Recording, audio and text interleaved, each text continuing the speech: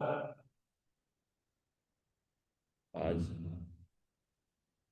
हम लोग जो है श्रीमद् भागवतम का चतुर्थ स्कंद भाग एक अध्याय 8 और श्लोक संख्या 65 की हम लोग चर्चा करेंगे। और परम सौभाग्य की बात है कि आज की कथा में श्री गुरु महाराज स्वयं उपस्थित हैं और गुरु महाराज के चरणों का आश्रय लेंगे और चरणों में विनती करते हुए महाराज की कृपा रहे, ताकि जो ये श्लोक है ये हम समझ पाए कि हमारे जीवन में किस तरह सार्थक होगा। इसलिए श्री गुरु महाराज जी के चरणों में प्रणति करते हुए हम आगे बढ़ेंगे। राजोवाच सुतो मे बालको ब्राह्मण स्त्रेण अकुर्णा आत्मना निर्वसिता पंचवर्षः सह मात्रा महान कविया राजोवाच सुतो में बालको ब्राह्मण स्त्रेण अकरुण आत्मना निर्वसितः पंचवर्षः सह मात्र महान कवि राजोवाच सुत सुतो में बालको ब्राह्मण स्त्रेण अकुर्ण आत्मना निर्वसितः पंचवर्षः सह मात्र महान कविय राजोवाच सुतो में बालको ब्राह्मण स्त्रेण अकुर्ण आत्मना निर्वसितः पंचवर्षः सह मात्र महान कविय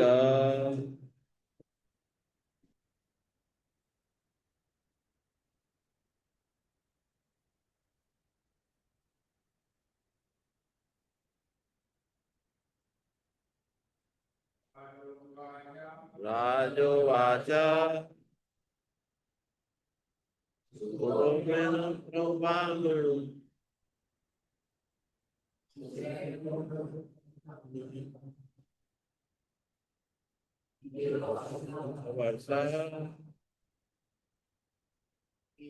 वर्षः राजोवाच सुतो में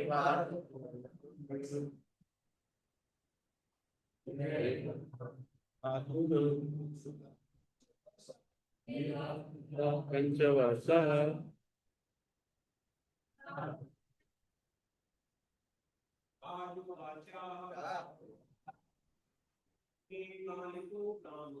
सुतो में बालको ब्राह्मण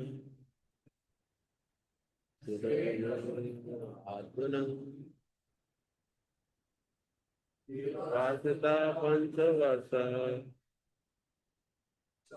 मात्र महान कवि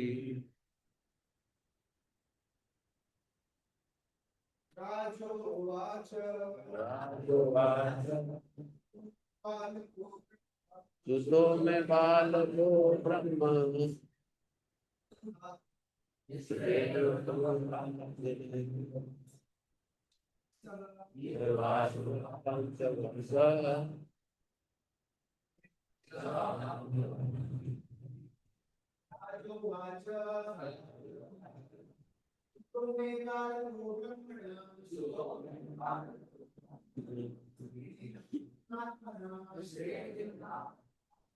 ब्रह्म पंचवर्षः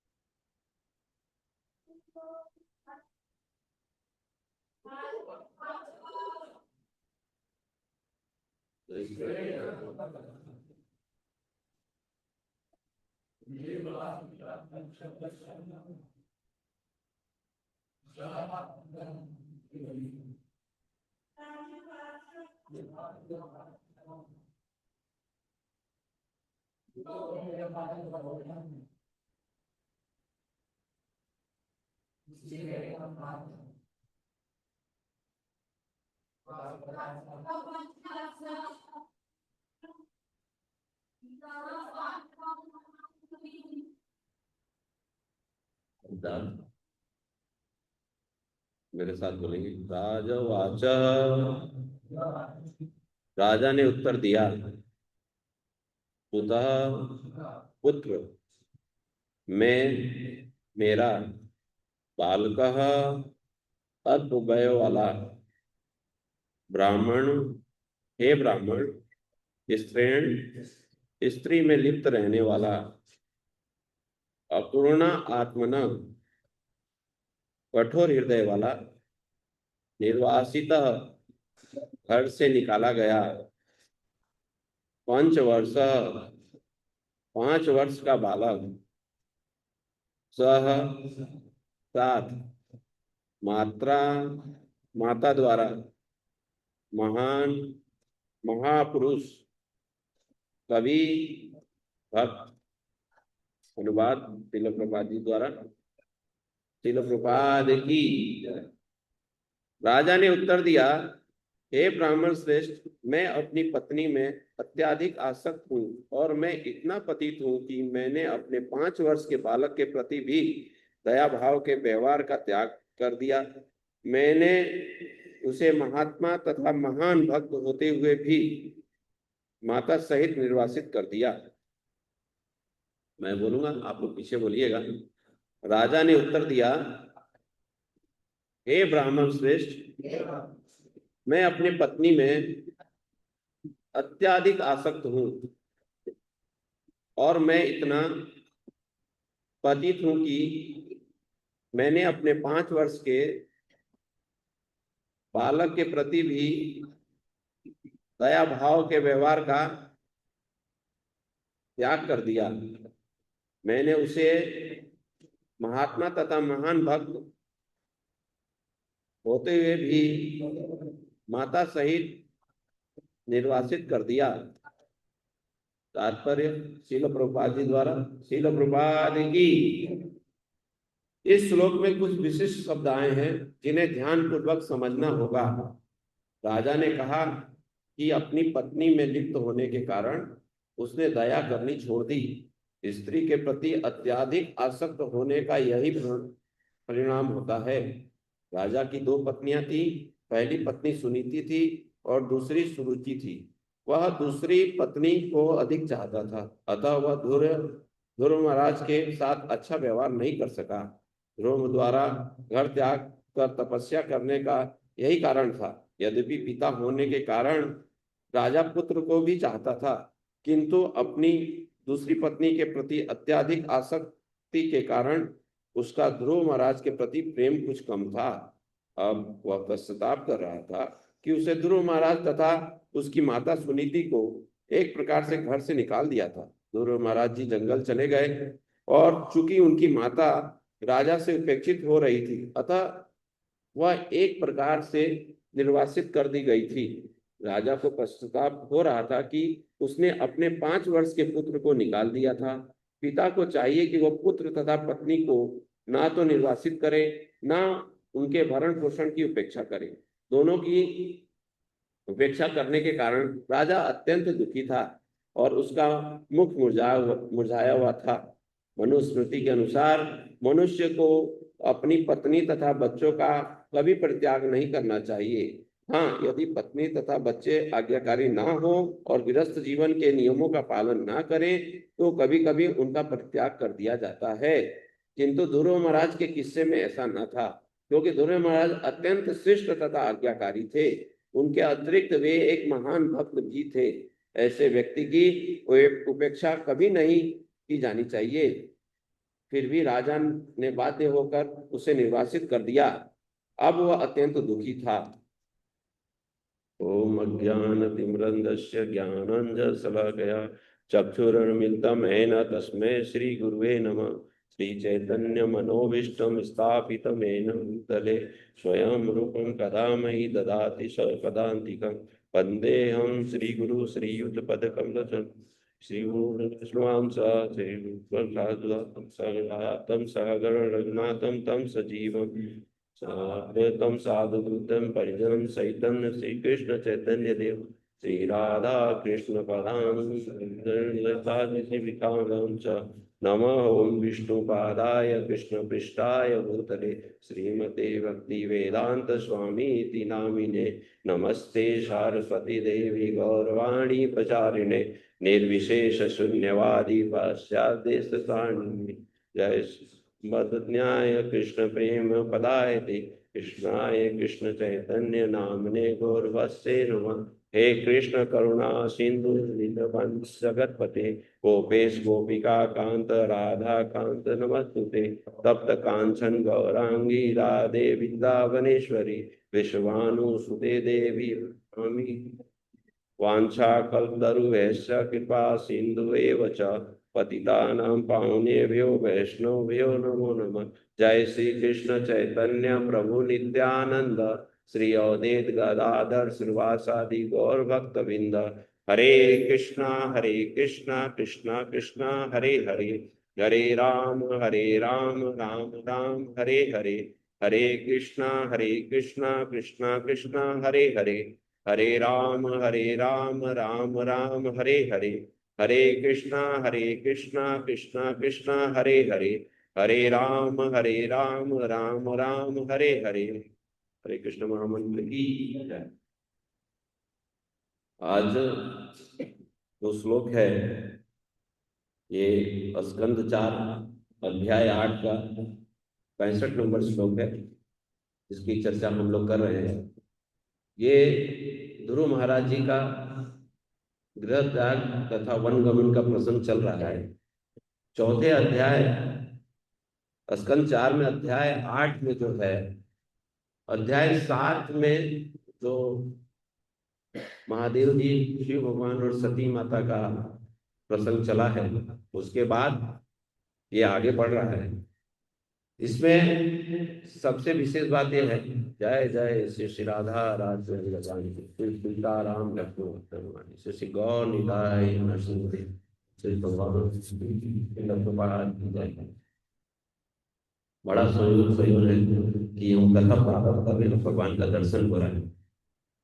ये जो हम कथा आज सुन रहे हैं, ये जो श्रीमद् भागवतम में जितने भी प्रसंग हैं, ये ऋषियों द्वारा मानव कल्याण के लिए पूछे गए प्रसंग आते हैं। इसमें मानव हम जीवों का कैसे भला होगा, ये सारे प्रसंग इसमें आते हैं। और 2 ऋषियों की वार्ता होती है, और जब ऋषि मुनि वार्ता करते हैं तो वो जन कल्याण की ही बात करते हैं। हम लोग जैसे वार्ता करते हैं उसमें कोई अर्थ नहीं रहता है। हमारे संवाद में हमारा जो संवाददाता वो किसी काम का नहीं रहता है, क्योंकि हम जन कल्याण की बात नहीं करते। तो ये जो प्रसंग चल रहा है, इसमें विदुर जी और मैत्रेय ऋषि का प्रसंग चल रहा है। मैत्रेय ऋषि विदुर जी को कथा द्वारा समझा रहे हैं। जैसे कि हम लोगों ने पढ़ाई की है, सूत्र याद करते हैं, तो सूत्र को उदाहरण सही समझाने पे जाके सूत्र समझ में आता है। उसी प्रकार मैत्रेय ऋषि जो है विदुर जी को जो समझा रहे हैं, उसमें ये कथाएं लेके आ रहे हैं कि जिससे सुलभता से हम समझ सके। और विदुर जी के साथ साथ हम लोगों के लिए विशेष रूप से ये कथाएं हैं कि हम अपने जीवन में क्या समझ। मैत्रेय ऋषि जी विदुर जी से ये कथा जो बता रहे हैं, उन्होंने उद्धव महाराज को जब भगवान ने ज्ञान दिया था, उस समय मैत्रेय ऋषि बैठ के सुने और इस ज्ञान को उन्होंने संकेतित किया था उद्धव जी द्वारा मैत्रेय ऋषि को कि आगे चल के विदुर जी को भी आपको इस ज्ञान का प्रचार करना है। तो हम जो प्रचार करते हैं कृष्ण भावना अपने संघ में, इस्कॉन में आके जो हमारी प्रचार की प्रक्रिया है परंपरागत है। ऐसा नहीं है कि हम कर रहे हैं, ये प्रचार जो है शुरू से आ रहा है, जन कल्याण के लिए प्रचार हो रहा है। जितने भी हमारे भक्त हैं, हमारे भक्त नहीं बोलेंगे, हमारे जो भी इस इस्कॉन में जुड़े हुए जो भी भक्त लोग हैं, वो लोग जो भी प्रचार कर रहे हैं इसीलिए प्रचार कर रहे हैं। और विशेषकर ग्रंथों का जो प्रचार हो रहा है वो श्रील प्रभुपाद जी द्वारा जो है वो सभी को आदेशित होता है इसी के लिए।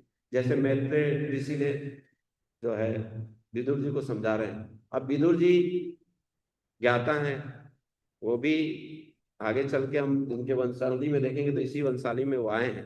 विदुर जी धर्मगुरु जो है यमराज जी के प्रारूप है, लेकिन स्मृति होने के कारण वो उनके राज्य में अच्छा नहीं हो रहा था। तो विद्वान जो भक्त होता है वो प्रतिक्रिया देता है, अगर कोई नहीं समझता है तो वहां से वो स्थान छोड़ देता। तो वो विदुर जी निकल गए हैं, और ये जो कथा हो रही है हरिद्वार में गंगा मैया के तट पे हो रही है। और मैत्रेय ऋषि जो है विदुर जी को बता रहे हैं कि भगवान के ऐसे महान भक्त हुए हैं जिन्होंने कठिन परिस्थितियों में भी भगवान को कैसे पाया है, मन की संतुष्टि कैसे हुई है। उसी प्रकार से सौभाग्य हम लोगों का है कि हम जो आज कथा ये सुन रहे हैं, ये श्री श्री राधा रास बिहारी मंदिर प्रांगण में स्वयं भगवान यहाँ प्रस्तुत हैं, भगवान की सेवा हो रही है। स्वयं हमारे आचार्यगण परम गुरु स्वयं श्री प्रभुपाद जी विराजमान है, स्वयं जो है श्री गुरु महाराज में विराजमान है। तो ऐसी दिव्य सभा, दिव्य स्थली में हम जो कथा आज श्रवण करेंगे वह बहुत ही दिव्य होगा। क्योंकि भौतिक दृष्टि से भी आप देखें, आवाज सही हो, भौतिक दृष्टि से भी आप देखें, कहीं सभा लगी है और वहां अगर कोई भी एक छोटा सा पदाधिकारी आ जाता है तो कितनी भीड़ हो जाती है। जिस प्रकार का कलेक्टर आ गया, कोई मंत्री आ गया, कोई विधायक आ गया, तो कितनी भीड़ हो जाती है वहां पे कि आज विधायक जी आ रहे हैं, प्रधानमंत्री आ रहे हैं, तो कितनी भीड़ हो जाती है। उसी प्रकार आज की ये जो सभा है, आज ये जो हम कथा सुन रहे हैं, कि कितना मंगलमय वातावरण है कि स्वयं श्री श्री राधा रास बिहारी जी हैं, श्री श्री सीताराम लक्ष्मण हनुमान जी हैं, स्वयं जो है हमारी पूरी गुरु परंपरा आचार्यगण हैं, हमारे शिल प्रभुपाद जी हैं, गुरु महाराज हैं, और भक्तों का संघ है। आप श्रीमद् भागवतम में कहीं भी कथा देखेंगे, कथा सुनेंगे, तो वहां ऋषि मुनि ही कथा सुन रहे हैं। क्योंकि कथा का सही स्वाद जो है वो भक्त ही ले सकते हैं। कथा प्रचार हेतु भले हम लोग संसारिक जीवन वालों को सुनाते हैं, लेकिन जिसका असली रस जो लेने रहते हैं वो भक्ति लेते हैं।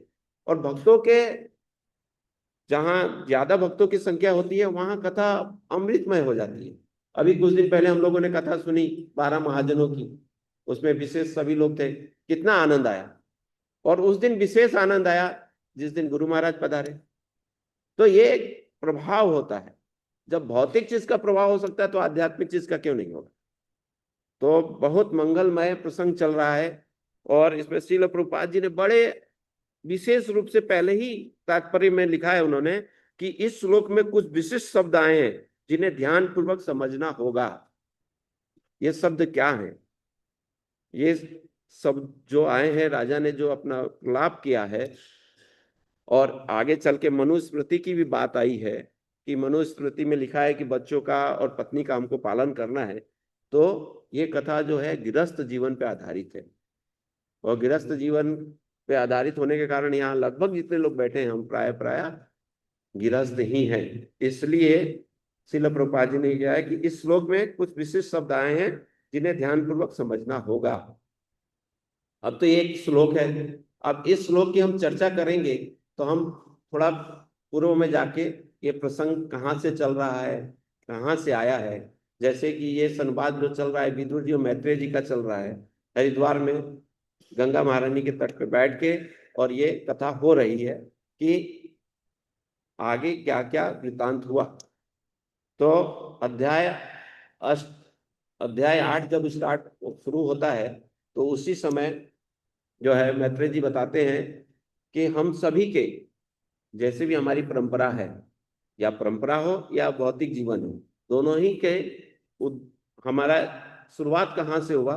ब्रह्मा जी से चालू हुआ है। ब्रह्मा जी के ही पुत्रों के वंशज से होते होते हम लोग आए। ये ज्ञान हमको कहाँ मिला? श्रीमद् भागवतम। और हम यही पढ़ाई में चले जाते हैं तो वो लोग बताते हैं कि हम लोग पहले बंदर थे, उसके बाद मानुष बने, फिर मनुष्य बने। तो बड़ा ही अंतर है। और इसीलिए क्या होता है कि जो हम लोग पढ़ाई करके जब हम आते हैं तो वो विगत कई वर्षों से वही दिमाग में रहता है, तो वो हटने का नाम नहीं लेता है। लेकिन हमारी परंपरा जो चालू हुई है वो ब्रह्मा जी से चालू हुई है, और भगवान के नाभि कमल से जो है ऊपर ब्रह्मा जी प्रकट हुए हैं, और ब्रह्मा जी से पूरी सृष्टि हमारी चली है। श्रीमद् भागवतम में कोई ऐसी कथा नहीं होगी कि कहीं कोई एक ब्राह्मण थे, ऐसा नहीं। अगर वो ब्राह्मण थे तो किसके पुत्र थे, उनके कौन पिता थे, वो कहां से आए, और उन्होंने ऐसा क्यों किया, अगर अच्छा किया तो क्यों किया, या उनको सजा मिली तो क्यों सजा मिली, पूरे प्रमाण के साथ, उदाहरण के साथ समझाया गया है। तो हम लोग आगे बढ़ते हैं। ब्रह्मा जी के जो ब्रह्मा जी को जब भगवान ने उत्पत्ति किया, वो भी एक जीव में आते हैं। ब्रह्मा एक पोस्ट है जो हम लोगों ने कथाओं में कई बार सुनी है, एक पद है ब्रह्मा जी का। तो ब्रह्मा जी का जब उत्पत्ति हुई तो उन्होंने हमारा भगवान ने बोला कि आप सृष्टि को आगे बढ़े। तो उन्होंने पुत्रों को जो है अपने मानस पुत्र, उनके 4 चतुर्थ कुमार हुए। नारद जी भी ब्रह्मा जी के पुत्र हुए, अनेकानेक ऋषि भी हुए। सबसे नारद जी ने निवेदन किया कि आप इस परंपरा को आगे बढ़ाइए और सृष्टि का विस्तार करिए, आप प्रजनन करिए ताकि संख्या बल बढ़े। तो उसमें से जो चतुष कुमार हुए वो बोले नहीं, हम भगवान की भक्ति करेंगे।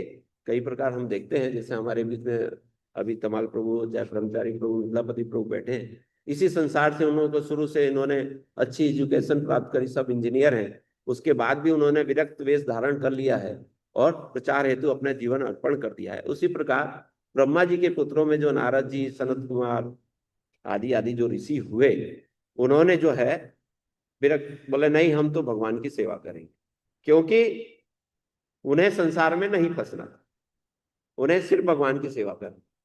अब ब्रह्मा जी को भाई, पिता को अगर पुत्र मना कर देता है तो थोड़ा क्रोध आ जाता है। क्रोध आने वश जो है थोड़ी सी भ्रुकुटी टेढ़ी की तो उससे महादेव जी आ गए। तो उनको भी बोले कि आप सृष्टि का विस्तार करिए। महादेव जी फिर अपने जो है तमस भाव वाले क्रोधी रूप में उन्होंने विस्तार चालू किया, तो बिच्छू ऐसे ऐसे अनेक अनेक चीजें अपने हिसाब से उन्होंने चालू किया। फिर ब्रह्मा जी बोले रुको रुको रुको। क्यों? क्योंकि ब्रह्मा जी का जो मूड था वो क्रोधित होने की वजह से महादेव जी प्रकट हुए थे। तो क्रोध में कोई भी कार्य अच्छा नहीं होता है, ये पूरा प्रमाण है शुरू से। क्रोध में कोई कार्य अच्छा नहीं होता। फिर उन्होंने रुका, फिर भगवान की प्रार्थना करी, क्योंकि हमेशा कोई भी कार्य करने के पहले आप इसमें देखेंगे जो भक्त हैं वो भगवान के शरण में जाते हैं, भगवान से प्रार्थना करते हैं कि मुझसे कुछ भूल भी हो गई तो भगवान मैं इसको कैसे सुधारूं। भगवान फिर उसको आगे बढ़ाते हैं। उसी में फिर वे बोले तो कुछ गड़बड़ हो रहा है। फिर ब्रह्मा जी ने प्रार्थना करी, फिर उन्होंने जो है मनु, जो हम मनु महाराज के स्वयं मनु हुए, तो उनका प्रकट किए, और उनकी शादी जो है शत्रुपा माता जी से हुई, जिससे मनु से हम लोग मनुष्य हुए, और शत्रुपा से जो भी स्त्री शरीर मिला तो शत्रुपा से स्त्री का वो हुआ वर्ण। तो मनु और शत्रुपा से ही हमारी वंशावली का अनेक अनेक और हुए हैं, लेकिन इसमें वहां से हम लोग इस वंशावली को पकड़ते हैं पीछे से, मनु और शत्रुपा से। मनु और शत्रुपा के 3 पुत्रियां और 2 पुत्र हुए। पुत्रियों का नाम है आकुति, देहुति और प्रसूति। 3 बेटियां हुई और 2 पुत्र में हुए उत्तानपाद और प्रियव्रत महाराज। उत्तानपाद महाराज और प्रियव्रत महाराज 2 जने हुए। देहुति की कथा हमने, देवती माता जी की जो कथा है हमने बहुत बार सुनी है। कंदम मुनि से उनका विवाह हुआ, और उन्हीं परंपरा में भगवान स्वयं कपिल भगवान के रूप में आए। तो देवहूति माता जी की कथा बहुत विस्तार से स्कंद 3 में भी पर्याप्त रूप में हमको मिलती है, और बहुत अच्छे से वो गृहस्थ जीवन के लिए बहुत उपयुक्त है। जो भी गृहस्थ जीवन में उनको सुननी चाहिए। उसके बाद हम चौथे स्कंद में आते हैं, और आकुति माता जी का जो है, रुचि दक्ष नाम के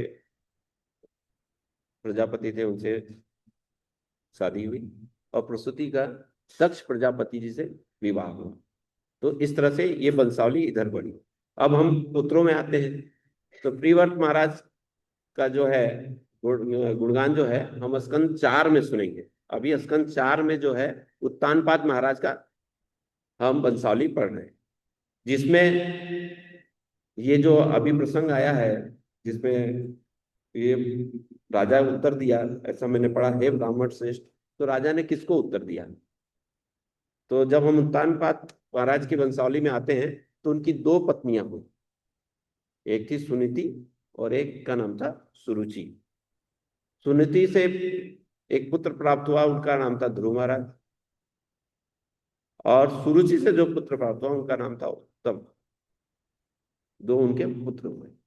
अब चौथे स्कंद में चल रहा है कि हम आगे बढ़ रहे हैं, तो उत्तानपाद महाराज जो थे, जिन्होंने इसमें खूब रूप से वर्णन किया है, खुद बोला है उन्होंने कि आज के चौथा हे ब्राह्मण श्रेष्ठ, मैं अपनी पत्नियों में अत्यधिक आसक्त हूँ, और मैं इतना पतित हूँ कि मैंने अपने 5 वर्ष के बालक के प्रति भी दया भाव का व्यवहार का त्याग कर दिया। मैंने उसे महात्मा तथा महान भक्त होते हुए भी माता सहित निर्वासित कर दिया। अब इस श्लोक में आप लोगों को समझ में आ गया होगा, उत्तानपाद महाराज की 2 पत्नियां थी। उत्तानपाद महाराज के पिता का नाम जो है मनु महाराज था, स्वयंभू मनु, और उनके पिता ब्रह्मा जी। ये पूरा एक परिवार है। इस परिवार की कथा है, इसलिए मैं परिवार का पूरा आपको विवरण बताया। अब हम लोग आते हैं उत्तानपाद जी के कथा में, कि इनके जो पत्नियां थी, उनके 2 पुत्र हुए। एक सुनीति माता जी से हुए ध्रुव महाराज, और सुरुचि माता से हुए उत्तम। अब इसी इसी अध्याय, इसी स्कंद में विशेषकर भक्तों के लिए विशेषकर ध्यान देने वाली बात है कि ब्रह्मा जी ने, जितने मैं ऋषियों का नाम लिया हूं, जितने में मनु महाराज का जिनका भी नाम लिया हूं, ये तो एक वंशावली चली चली, लेकिन मैंने आप लोगों को चर्चा किया, महादेव जी के बारे में भी बताया। उसी प्रकार ब्रह्मा जी से अधर्म भी पैदा हुआ। सारे धर्मात्मिक धर्म की चीजें नहीं रही, शुरू से भी ऐसा नहीं है कि हम कहीं बुक डिस्ट्रीब्यूशन, कहीं प्रचार करने जाते हैं और लोग हमको 2 बात करके भगा देते हैं, चाहे डांट के भगा देते हैं। ये आज का नहीं है, उस समय से ये परंपरा आ रही है। अगर देवता है तो राक्षस है। तो अधर्म का भी जन्म हुआ, और उनकी शादी मृषा करके उससे हुआ। उन दोनों के संयोग से उस समय एक निवृत्ति करके एक राक्षस से, जिनके पुत्र नहीं थे, उनको उठा ले गए। वहां ले जाके फिर उन लोगों ने शादी विवाह करके, फिर पाप नर सब इन्हीं से आया। अधर्म की वंशावली में हम जाएंगे तो आपको जो गुस्सा होता है, घृणा, ये सारी चीज उसके वंशावली में मिलती है, अधर्म के वंशावली में। लेकिन देखिए, अगर संतों के द्वारा अगर आपको श्रापित भी किया जाता है, तो वो भी आपके जीवन के लिए बहुत अच्छा होता है। आशीर्वाद तो फलदायी होता है, लेकिन अगर श्राप भी दिया जाता है, वो भी फलदायी होता है। मतलब ऋषि मुख से मिलने वाला कोई भी चीज, अगर कड़वी हो या अमृत हो, दोनों की तुलना अलग नहीं की जा सकती, अमृत ही मिलेगा। जैसे हम लोग दामोदर मास में जो कथा नल कुबेर की सुनते हैं, उसमें नारद ऋषि ने ही उनको श्राप दिया था। वो लोग जल में जल कीला कर रहे थे, वो श्राप कितना उनके काम आया। उन्होंने साक्षात श्री हरि का, राधा रास बिहारी जी का दर्शन किया उस श्राप के कारण। श्राप मिलने से भी दर्शन हो जाता। इसलिए हमको गुरुजनों के पास जाने पर कुछ भी प्राप्त हो, अगर समय काल अंतर में आप देखेंगे तो वो अमृत ही होता है।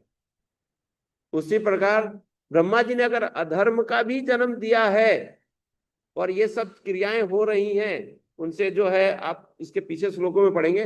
मैं इसलिए आप लोग को बता रहा हूँ कि यहाँ कुछ ही ऐसे भक्त हैं जो ये पूरी कथा पीछे से सुने हैं। हम यहाँ से स्टार्ट करेंगे तो समझ में नहीं आए।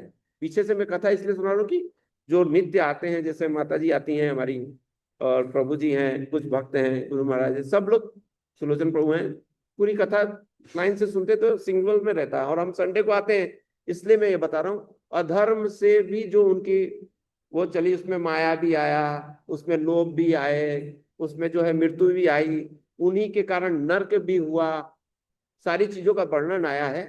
तो ब्रह्मा जी के द्वारा अगर ये हुआ है, तो इसमें श्रील प्रभुपाद जी ने तात्पर्य में लिखा है कि अगर इसका अध्ययन 3 बार अगर कोई भक्त करता है, तो वो कई उसके मन के जो कलमश है, मन में जो मैल है, वो साफ हो जाते हैं इन अधर्मों का, इनका भी नाम लेने से, इनकी कथा पढ़ने से। मात्र 4-5 श्लोक है वो 3 बार अगर कोई पढ़ लेता है तो उसके मन के कलमश दूर हो जाते हैं। श्रील प्रभुपाद जी ने अपने तात्पर्य में उसमें लिखा है कि उसके कलमश मन के दूर हो जाते हैं। मतलब अगर हमको कहीं कोई चीज मिलती है गुरुदेव महाराज के द्वारा, किसी ऋषि संत के द्वारा, तो उसको उपेक्षित हमें नहीं करना चाहिए, वो भी अमृत के समान होता है। तो अधर्म की बात करेंगे तो ज्यादा फैलावा हो जाएगा, वैसे भी कलयुग में बहुत बड़ा हुआ है। तो हम लोग अपने विषय पे आते हैं। तो कहने का भाव यही था कि हमारे को जो भी प्राप्त होता है गुरुजनों से, वो अमृत के समान होता है। तो अब उद्यान पाठ की जो बातें, यहाँ हम लोग जो उद्यान पाठ महाराज के बारे में जो हम लोग पढ़ रहे हैं, आगे बढ़ रहे हैं, तो एक दिन ऐसा प्रसंग आता है कि महाराज अपने, उत्तान पाद महाराज अपने सिंहासन पे बैठे हुए हैं, और उनका जो सुरुचि माता जी से प्राप्त जो पुत्र है, वो उनके गोद में खेल रहा होता है। तभी कहीं से घूमते फिरते ध्रुव महाराज जी आ जाते हैं, और वो भी, अब उनको भी इच्छा होती है कि मैं पिता के गोद में बैठूं। ये प्राय प्राय बच्चों का स्वरूप होता है। वास्तव में देखा जाए तो बच्चों का स्वरूप होता है, एक बालक अगर आपके गोद में है तो दूसरा बालक दौड़े दौड़े वो आता है चेष्टा से कि आपके गोद में वो भी चढ़े। प्राय छोटे बच्चों को आप देखे होंगे। और कि भाई इसको, आजकल तो ऐसा हो गया ना, 5G वाले हो गए, उसको उतारो और मेरे को बैठाओ। ऐसी प्रक्रिया होती है। तो वो उन्होंने प्रयास किया चढ़ने के लिए कि मैं भी अपने पिता के गोद पे सिंहासन बैठूं। तो सुरुचि माता जी ने रोक दिया कि रुको, ये बालक, तुम रुको, तुम अपने पिता के गोद में बैठने योग्य नहीं हो। क्यों नहीं हो, उन्होंने पूछा। क्योंकि तुम मेरे गर्भ से उत्पन्न नहीं हुए हो, मेरे गर्भ से उत्तम उत्पन्न हुआ है, वही महाराज के गोद में बैठने योग्य है। तो ध्रुव महाराज थोड़ा संकुचित हुए। अब ये जो प्रलाप कर रहे हैं महाराज, जो प्रलाप करके बता रहे हैं कि मैं पत्नी के प्रति आसक्त था, वो यही विषय है कि पिता के सामने जो पुत्र है वो बोल रहा है कि मैं आपके गोद में चढ़ना चाहता हूं, बैठना चाहता हूं, और स्वयं का पुत्र है। लेकिन महाराज मोह में इतना ग्रसित है, इस सामने सुरुचि माता बैठी हुई है, और वो महाराज होते हुए भी, शक्तिमान होते हुए भी, उस राज्य के लिए, सबके लिए नहीं, उस राज्य के लिए शक्तिमान होते हुए भी अपने पुत्र को गोद में नहीं बैठा पा रहे। क्यों? क्योंकि सामने सुरुचि माता खड़ी है और उन्होंने उनको रोक दिया है। वही प्रलाप कर रहे हैं यहाँ उत्तान पाद महाराज कि मैं पत्नी के मोह में इतना ग्रसित हो चुका था कि मैं अपने बालक का जो उसने जो प्रयास किया, जो उसने मांगा, मैं उसको नहीं दिया। क्यों? क्योंकि मैं पत्नी के मोह में पड़ा हुआ था। मोह ग्रहित आदमी जब हो जाता है ना, ये सब कथाएं हम जीवों के ऊपर है। हम जीव इतने मोहित हो जाते हैं कि भगवान सदैव खड़े हैं, नए नए वस्त्र में धारण करके रोज ताजे फूलों से श्रृंगार करते हैं, लेकिन हम मोह में इतने ग्रसित हैं कि हम प्रतिदिन दर्शन करने भी नहीं आ पाते। ये जीव की स्थिति है, कितना मोह ग्रसित हो जाता है। और जब समय छूट जाता है, जब हमारा जीवन काल समाप्त होने लग जाता है, और जब डॉक्टर बोल देता है कुछ क्षण बचे हैं, तो उन क्षणों को याद करके प्रलाप करते हो, मैं कितना मूर्ख था, मैं कितना अभागा था, मैं चाहता तो 24 घंटा मंदिर के सामने रह सकता था, अब मुझसे चला नहीं जा रहा है, मैं बिस्तर में पड़ा हूं, ठाकुर जी का दर्शन नहीं कर पा रहा हूं। ये मोहग्रस्त बहुत बहुत खतरनाक है सब जीव के लिए, और भक्तों के लिए तो बहुत ही ज्यादा खतरनाक है। इसीलिए मैत्रेय मुनि ने विदुर विदुर जी को यह समझाया कि हमारा दुश्मन कौन है, हम भक्ति जीवन का हमारा दुश्मन कौन है। इसलिए वो अधर्म की जो व्याख्या करी कि ये क्रोध, ये जो है लोभ, ये सब कहां से आया है, ये अधर्म से आया है, और इस शत्रु से हमको बचना है। और इस शत्रु से बचने के लिए हम लोगों को आगे चल के सुनेंगे, हम ध्रुव महाराज बहुत कठिन तपस्या करते हैं। इन सब समस्याओं से हमको दूर कर दिया गया है। चैतन्य महाप्रभु जी स्वयं भगवान रूप में आके भक्तों को, इस कली काल के भक्तों के लिए विशेष व्यवस्था कर दिए हैं। ना आपको तप करना है, ना आपको विशेष कोई उपवास करना है, ना अपने को ध्यान लगा के हजारों वर्ष तो जी नहीं सकते, 10 घंटे नहीं बैठना है। इतना सरल उपाय दिया है हमको, जो कि हमको परंपरा से प्राप्त हो रहा है। क्या उपाय दिया है? हरि नाम, हरे कृष्णा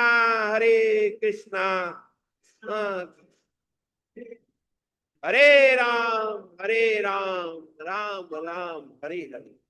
श्रील प्रभुपाद जी अपने हर, आप जब भी उनकी कक्षा सुनेंगे तो हर समय जोर दे रहे हैं चैतन्य महाप्रभु जी को आके, और इतना सरल उपाय हमको दे के गए हैं कि हमको कुछ नहीं करना है, हमें इस नाम का जप करना है। अच्छा, नाम का जप भी हमको कैसे मिल रहा है, हम कितने भाग्यवान हैं, हम कितने भाग्यवान हैं, इसका आप वर्णन नहीं कर सकते शब्दों में कि हमको ये नाम कैसे मिल रहा है। जो स्वयं भगवान आके बोले हैं, उसी परंपरा से, उसी परिवार से जो हम देखते हैं हमारे परम गुरु, उनके गुरु महाराज उस आ रहे हैं। भक्ति सिद्धांत ठाकुर जी महाराज ने श्रील प्रभुपाद जी को दिया, श्रील प्रभुपाद जी ने गुरु महाराज जी को दिया, गुरु महाराज से हमको मिल रहा है। तो हम कितने भाग्यवान हैं। इस मोहग्रस्त में हमको नहीं पढ़ना है। सुरुचि माता के मोहग्रस्त में पढ़ के उत्तानपाद जी कुछ नहीं बोल पा रहे हैं। और कुछ भी, जब ध्रुव महाराज अपने पिता के सम्मुख देखे और पिता का कोई उधर से तो जवाब नहीं आया, तो वो समझ गए कि मेरे पिता विवश हैं। और 5 साल की उम्र थी ध्रुव महाराज जी की। उसी संवाद में एक बहुत अच्छी बात हुई। सुरुचि माता जी ने बोला कि तुम अगर उत्तानपाद महाराज की गोद में बैठना चाहते हो तो तुम्हें कुछ विशेष योजन करना पड़ेगा। गुरु महाराज बोले कि क्या है, मैं किस प्रकार अपने पिता की गोद में बैठ सकता हूं। तो सुरुचि माता जी ने एक उपाय बताया। बोले कि आप, वो भी उपाय किस वश में बनाया आप आगे चल के हम समझेंगे। उन्होंने बताया कि आप घनघोर जंगल में जाएं और जाके तपस्या करें श्री भगवान का, और भगवान जब प्रसन्न हो जाएं तो भगवान से बोलिएगा कि मेरा जन्म जो है वो सुरुचि माता के गर्भ से दे, और जब मेरे कोख से आप पैदा होंगे तब उत्तानपाद महाराज के गोद में बैठेंगे। इसमें एक सुरुचि जो माता जी हैं, वो उसमें एक अपना मोह, अपना एक, क्या बोलेंगे उसको, मोह ही बोलेंगे, एक अपना उपाय कर रही है कि मेरा बेटा जो उत्तम है वो कैसे सुरक्षित हो। उपाय में भी कई बार आदमी को फल अच्छा मिल जाता है। वो ऐसा बोल रहे हैं कि तुम जाओ जंगल में तपस्या करोगे, जंगल के जीव जंतुओं से बच गए तो तपस्या कर पाओगे। पहले तो तुम्हारे को तो जीव जंतु खा जाएंगे, 5 साल के बालक को जीव जंतु खा जाएंगे, तो ऐसे ही आप मर जाओगे। अगर उसके बाद बच गए तो तपस्या करोगे। तपस्या अगर पूर्ण भी हो गई, मतलब सुरुचि माता जी का, ये सुरुचि माता जी का आप विवेक देखिए। सुरुचि मतलब क्या होता है मालूम? सुरुचि मतलब स मतलब खुद का, खुद की रुचि मतलब हमारी रुचि, सुरुचि है ये मन है। कोई दूसरी कथा नहीं चल रही है, ये हमारे मन की कथा चल रही है। मन इतना अच्छा व्यवस्था करता है कि वो कई जन्मांतरों का व्यवस्था कर देता है, वो आज का सोचता ही नहीं है। इसलिए वो सुरुचि माता जी क्या सोच रही हैं कि पहले भाई एक राजा है, उनकी 2 पत्नियां 2 बच्चे, तो दोनों अधिकारी हुए। और पहले के ये था कि जो बड़ा पुत्र होगा वही राजा का राज्य गद्दी संभालेगा। ध्रुव महाराज बड़े थे, क्योंकि महाराज जो है सुनीति से पहले उनके विवाह हुआ था। तो अब यहाँ ये प्रसंग आ रहा है कि राज गद्दी के लिए माता जी ये प्लान बना रही हैं कि तुम जो है जंगल जाओ, जंगल में अगर जीव जंतु से बच गए तो तपस्या करोगे, तपस्या में सक्सेस हो गए तो भगवान मिल जाएंगे, भगवान मिल जाएंगे तो भगवान से ये नहीं कहना कि आप मेरे को राजा बना, नहीं, मेरे गर्भ में आओ और मेरे से आप उत्पन्न होगे तब राजा बनोगे। उसमें उनका जो है ये भाव छुपा हुआ है, किसके लिए? अपने पुत्र के लिए। लेकिन ये ध्रुव महाराज के लिए वरदान हो जाता है। अब महाराज के तरफ से, जब उत्तानपाद महाराज के तरफ से बड़े बेटे के लिए कुछ उपाय नहीं सोचता है, तो बेटा जब देखता है पिता की तरफ से कोई जवाब नहीं आ रहा, तो बच्चे प्राय 5 साल के बच्चे अगर पिता के तरफ से कुछ जवाब नहीं आ रहा तो कहाँ जाते हैं? माता के पास। फिर वो अपने माता के पास जाते। 5 साल के बच्चे जाते हैं, 10, 11, 12 साल, 14 साल के बच्चों को अगर आपने डांट दिया तो अपने दोस्तों के पास जाते हैं, वो कभी माता के पास नहीं जाते। अब ध्रुव महाराज की माता जी का क्या नाम है? सुनीति।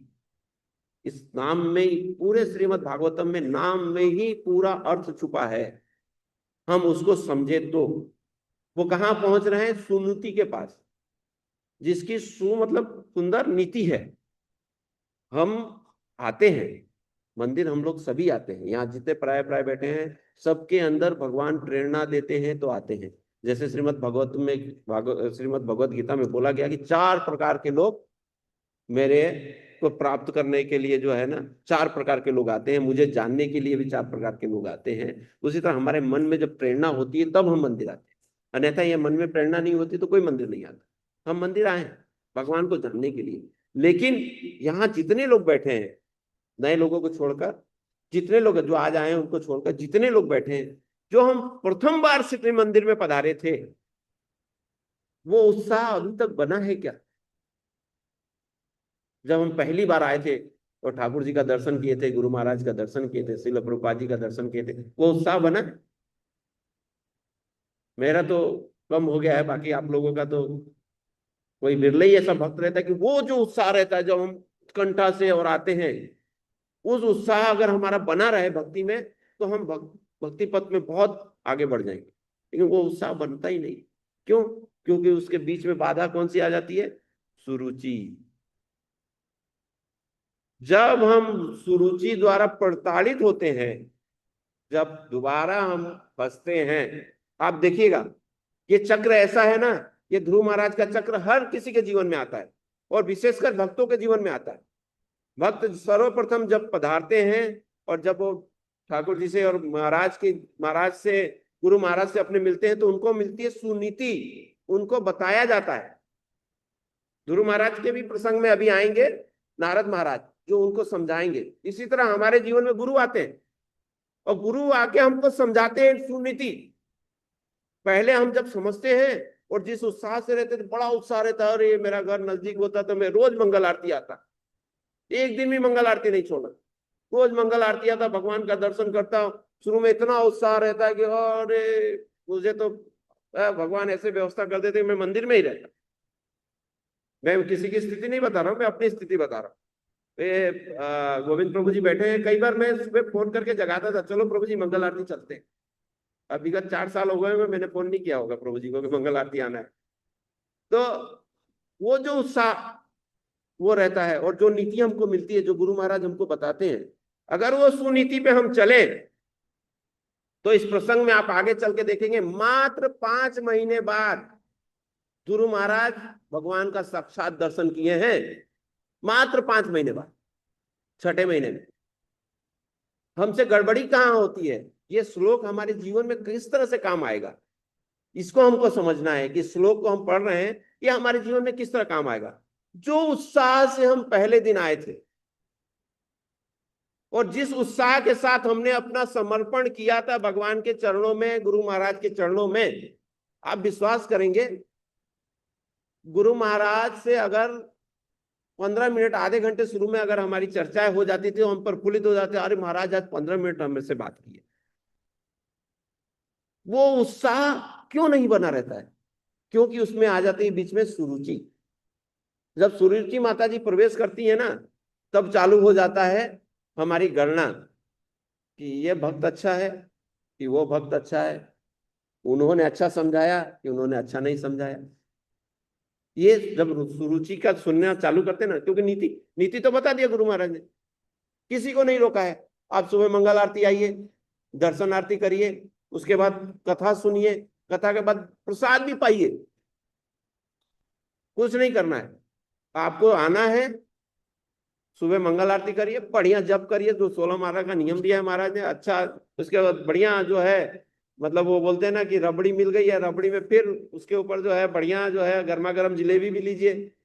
उस प्रकार श्रीमद् भागवत कथा सुनिए, भगवान के नाम की चर्चा सुनिए, भगवान कौन है इसके बारे में जानिए, उसके बाद प्रसाद भी पाइए, उसके बाद आप अपने अन्य कार्यों में जाइए। लेकिन है कोई ऐसा जो प्रतिदिन आता हो? इतनी व्यवस्था देने के बाद, जिस महल में हम बैठे हैं, जिसकी परिकल्पना तो हम कर ही नहीं सकते, लेकिन इतनी व्यवस्था करने के बाद भी हम प्रेरित होकर नहीं आ पाते, आते नहीं आते, जिसमें आपको कुछ नहीं करना है, सिर्फ आपको उठ के आना है। क्यों नहीं आ पाते? क्योंकि वो जो सुरुचि माता जी है ना, वो बीच में आ जाती हैं। अरे रात को तुम 12 बजे तो अपना काम करके सोए हो, अब क्या उठोगे? हैं? सुबह 4 बजे नित्य, 3 साढ़े 3 बजे जो निरंतर भगवान का 16 माला का जप करते हैं, तो नाम महाराज, मतलब हमारी परंपरा की ऐसी कृपा होती है कि मैं दावे के साथ बोलता हूं कि जो 16 माला करता है उसकी नींद 3:30 बजे 4 बजे खुलती ही है, भले हम दोबारा सो जाए। जो प्रण से 16 माला जप करता है उसकी नींद खुलती ही है। यहाँ बैठे बहुत सारे भक्त, मेरे गुरु भाई गुरु बहन लोग, बहुत सारे लोग जप करते हैं। अगर किसी की नहीं खुलती है तो बोले, ये प्रमाणिक है, 16 माला का जप आपने किया है और गुरु महाराज ने आपके गले में कंठी माला दी है, तो कुछ भी हो जाए, एक आध दिन की बात अलग है कि शरीर थक गया है और उठ नहीं पाया, सबकी नींद खुलती है। और खुलने के बाद क्या होता है? थोड़ी देर के बाद हम जगेंगे। वहां कहाँ आ जाती है? सुरुचि माता जी आते हैं। सुनीति तो जगा गई, और सुरुचि माता जी जैसे ही आई तो थोड़ी देर में जगते हैं, फिर वो थोड़ी देर सीधे 6 बजे होती। तो जीवन में जब हम नीति को पा लेते हैं, हमें बता दिया गया गुरु महाराज जी के कि आपको 16 माला जप करना है, श्री विग्रह की सेवा करना है, नाम का प्रचार करना है, तो उस चीजों को हम छोड़ते कैसे हैं? सुरुचि की वजह से। यहाँ आने के बाद आपके दुश्मनों को बताया जाएगा कि आपके दुश्मन कौन है, और उसी के अनुसार हमको प्रेरणा मिलती है। अगर हम ज्यादा गलत हैं, उस दिन हमको जो है भगवान के द्वारा, क्योंकि कोई भी चाहता है, कोई भी अच्छा बालक है अगर क्लास में अच्छा पढ़ाई कर रहा है, बाद में बदमाशी करने लगता है, तो उसका शिक्षक क्या बोलता है?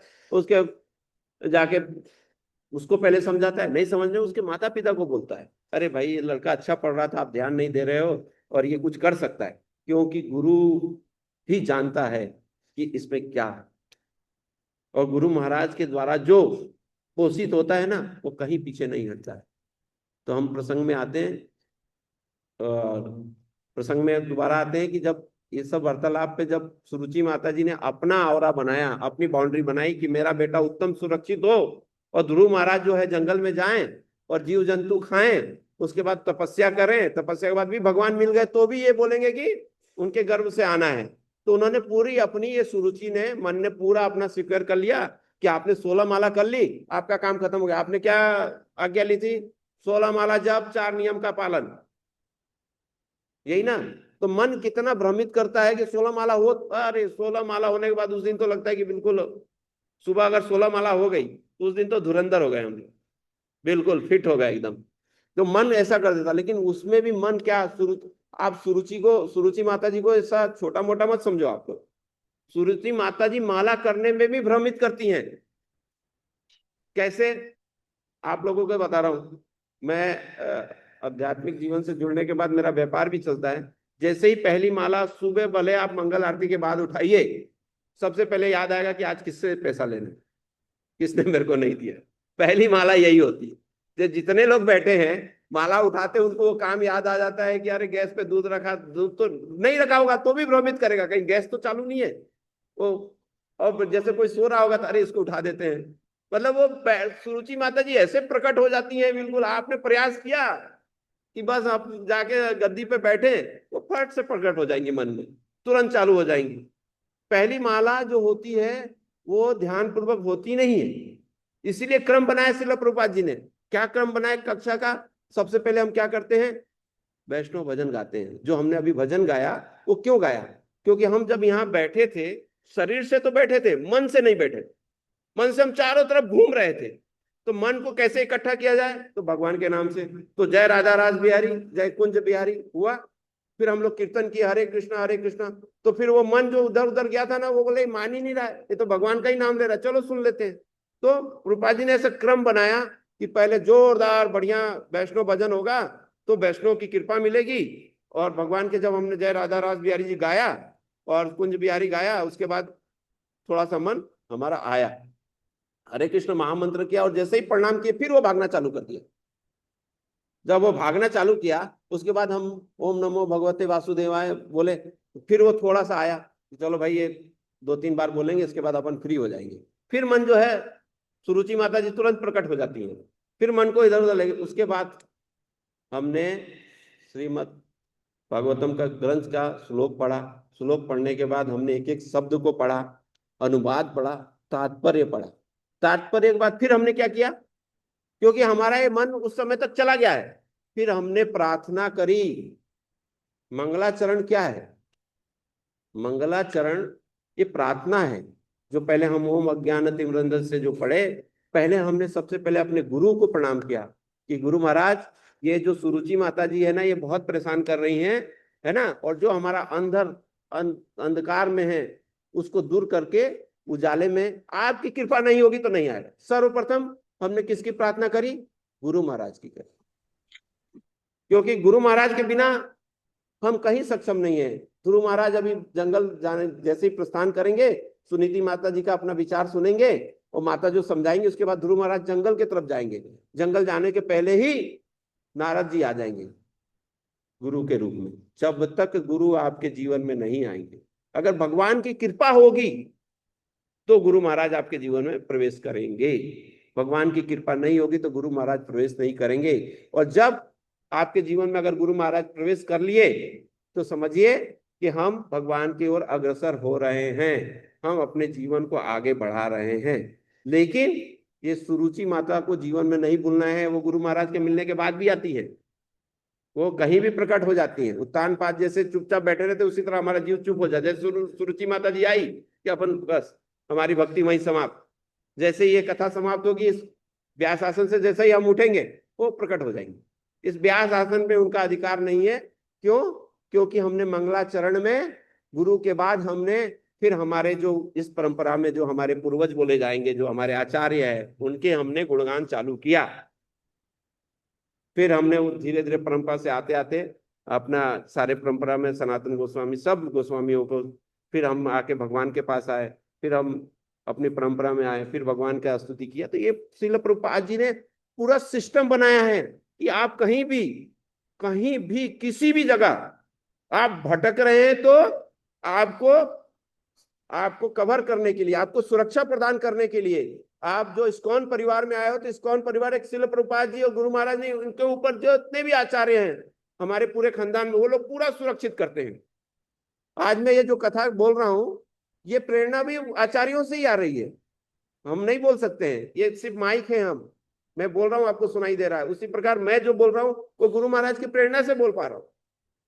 तो मैं ये बताना चाहता हूं कि अगर आप भक्ति जीवन में आते हैं तो आपको सुरुचि माता जी से बचना है, क्योंकि वो सुनीति के पक्षधर नहीं होती है, नीति के पक्षधर नहीं होती है। कई बार हम लोग सेवा में जाते हैं, चाहे कोई भी सेवा में जाते हैं, गुरु महाराज द्वारा हमको डांटा जाता है। क्यों डांटा जाता है? क्योंकि हम सुरुचि हो जाते हैं, अपने मन से करने लग जाते हैं, सुनीति नहीं होते हैं।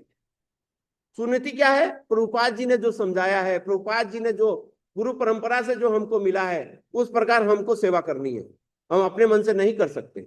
तो सुरुचि माता जी जब जैसे ही सुनीति से हम भटकेंगे कि सुरुचि माता जी तो पहले से बैठी है, तो सुरुचि माता जी को बुलाने की जरूरत नहीं है, वो ऑलरेडी सामने ही बैठी रहती कि उत्तान पाद महाराज है ना, गोद में नहीं ले ले ध्रुव को, वो डर के मारे वहीं खड़ी रहती है। सुनीति माता जी के पास जाना पड़ता है। ध्रुव महाराज अपने माँ के पास गए, सुरुचि माता जी को नहीं बुलाया। उसी प्रकार हम सुनीति से भटकेंगे ना, तो हमको सुरुचि जी माता पकड़ लेगी और फिर वो क्या बताएंगी, वो ऐसा रास्ता बताएगी कि आप जाते ही, घर से निकलते ही आपका एक्सीडेंट हो जाए, जीव जंतु खा लें, उसके बाद भी बच जाओ तो ठीक है, तुम तपस्या करो, अपने शरीर का कष्ट करो, उसके बाद भी बच जाओ तो भगवान अगर मिल गए तो बोलो कि मैं सुरुचि के ही गोद से आऊं, है ना, कहीं बचने का चांस नहीं छोड़ती। लेकिन जब वो आज्ञा देती है उसके बाद वो सुनीति माता जी के पास जाते हैं। सुनीति माता जी के पास जो है जब पहुंचते हैं तो उनकी माँ उनको क्या प्रेरणा देती है, क्योंकि सुनीति जो है वो तो नीति है, वो नियम ही बताएगी। अब जैसे हम कभी आए किसी समस्या को लेके, तो जो परंपरा से प्रमाणिक गुरु हैं, प्रभुपाद जी हमेशा इस बात को दोहरा, परंपरा से प्रमाणिक गुरु के पास अब जब अपनी समस्या लेके आएंगे ना, तो वो चॉकलेटी बात नहीं करेंगे, अरे रे रे मैं देख लेता हूं, मैं कर लेता हूं, नहीं, वो सबसे पहले जड़ पे काम करेंगे, आपके द्वारा जो गलती हो रही है उसको धोएंगे, साफ करेंगे, मलेंगे, तब जाके आप चमकोगे। तो आप जब प्रमाणिक गुरु के पास जाएंगे तो वो आपके इस कलमश को धोएंगे और दुख के जड़ पे काम करेंगे तो आपका दुख हट जाएगा। और जब धोएंगे मजेंगे, तो धोएंगे मजेंगे तो कष्ट किसको होगा, हमको ही होगा ना। तो इसलिए उस कष्ट को जो सहन कर जाता है वो पूजनीय हो जाता है। जिस प्रकार पत्थर होता है, उसी पत्थर पे हम पांव रख के आ रहे हैं और उसी पत्थर से हमने श्री विग्रह बनाया है, तो श्री विग्रह पूजे जा रहे हैं। क्यों? क्योंकि उन्होंने कष्ट झेला है। जो कष्ट नहीं झेलेगा आपके जीवन में, हमारे जीवन की बात बता रहा हूं, एक पढ़ने जाते थे तो हम लोग एक सपना देखते थे कि अगर पिताजी एक साइकिल खरीद के दे देते ना, बड़ा अच्छा होता। ये हमारे जीवन में, हमारे उम्र के लोगों के जीवन में रहा कि एक साइकिल मिल जाती ना, साइकिल से स्कूल जाता, बड़ा अच्छा रहता। तो उस समय हम लोग साइकिल की अभिलाषा करते हैं, और आज हम अपने बच्चों को बिना बोले मोटरसाइकिल दे देते तो उनको उसकी कदर ही नहीं है, कदर बिगड़ गया, ठीक है बन जाएगा उसमें, क्योंकि उनको उसकी कदर ही नहीं। उसी प्रकार हमारे जीवन में अगर कोई चीज सुलभता से मिल जाती है तो उसकी हम कदर नहीं करते, ये मानव स्वरूप है, हाँ ठीक है। लेकिन जिस दिन वो चीज हमारे पास नहीं रहती है, उस दिन समझ में आता है, अगर गाड़ी सर्विसिंग में हम लोग दे देते हैं, उस दिन समझ में आता है कि गाड़ी का महत्व क्या है। जाना रहता है तो सोचना पड़ता है ना। तो हमारे जीवन में एक, क्योंकि ये काल परिस्थिति का भी है प्रारूप, उसी प्रकार अगर हमारे पूर्व कर्मों के कारण, सुनीति माता जी समझाती हैं ध्रुव महाराज को। ध्रुव महाराज आके प्रश्न कोई भी बालक करेगा कि वो मेरे पिता नहीं है क्या, मैं उनकी गोद में क्यों नहीं बैठ सकता हूं, क्यों माता ने मेरे को रोका। सुनीति माता जी उनको समझाती है, क्यों? क्योंकि वो भी राजा की पत्नी है और ये भी राजा की पत्नी है। अगर ये समय आज का प्रसंग का होता, जैसे कलयुग में निषेध है तो शादी नहीं कर सकते, शास्त्र बोलता है कलयुग में निषेध है, लेकिन आज का प्रसंग होता कि एक बालक गोद में है और दूसरे पत्नी का बालक अगर नहीं चढ़ा होता और वो लड़का रोते हुए अपने माँ के पास जाता तो क्या स्थिति होती, आप बताइए। पूरा मोहल्ला, पूरा गांव जान जाता कि आप क्यों नहीं मेरे बेटे को बैठाओगे, क्यों नहीं बैठाओगे, बैठाना पड़ेगा। सबसे पहले वो अपने रिश्तेदारों को बुलाते, आओ भाई फैसला करो, मैं इनकी बीवी नहीं हूं क्या, ये क्यों नहीं बैठाएंगे। फिर वो अपने सास ससुर पे जाती, उसके बाद अगर कुछ नहीं होता तो पुलिस तक को बुलाना पड़ता कि मेरा भी अधिकार है। लेकिन वो गए सुनीति माता के पास। तो हमें कभी भी परिस्थिति खराब हो, ये भागवत कथा, ये श्रीमद् भागवतम हमको आदेश देती है कि अगर हमारा कहीं भी उलझन हो तो हमें किसके पास जाना चाहिए, सुनीति के पास, जो की नीति सही हो, उनके पास जाने से हमारा निराकरण मिलेगा। मतलब हमको हमारे गुरु महाराज, हमारे जो बड़े अधिकारी, जो इस ग्रंथ के ज्ञाता हो, जो जानकार हो, उनके पास जाएंगे तो हमको सही रास्ता मिलेगा। कई बार आप प्रसंग में देखेंगे, आप लोग तो शहर में रहते हैं, हम लोग गांव से आए हैं, कई घर इतने सुव्यवस्थित चलते रहते हैं और थोड़ी सी बात में गड़बड़ होता है और दो भाइयों में अगर लड़ाई होती है और एक भाई अगर सही जगह नहीं पहुंचा, सही जगह मतलब गांव में भी संत प्रवृत्ति के लोग रहते हैं और सुरुचि जैसे भी लोग रहते हैं, अगर वो सुनीति के पास नहीं पहुंच के सुरुचि के पास पहुंचा तो विगत 6 महीने में ही उनका घर अलग हो जाता है, सब अलग हो जाते हैं। तो ये हम पे डिपेंड है कि हमारे कठिन परिस्थितियों में हमको कहाँ जाना चाहिए। अगर आप सही जगह पहुंच गए तो वो घर जुड़ जाएगा, आपका मन भगवान में लग जाएगा, सारे संसारिक चीजों से दुखी में दूर हो जाओगे। अन्यथा आप पुलिस स्टेशन पहुंचोगे, पुलिस स्टेशन के बाद कोर्ट में पहुंचोगे, हमारे गुरु भाई बैठे हैं वकील साहब, और उसके बाद से वो प्रसंग फिर चलता रहेगा, फिर जज साहब भी लेंगे, फिर वकील साहब भी लेंगे, फिर वो सब लेते रहेंगे और आपका निराकरण नहीं होगा। स्वयं बैठे हुए हैं, निराकरण करते करते 10 साल लगा जाएंगे। तो इसलिए हम लोगों को इस परमपंच में नहीं फंसना चाहिए। जहां सुरुचि माता जी ने कुछ बोला कि हमको सीधे सुनीति के पास आ जाना।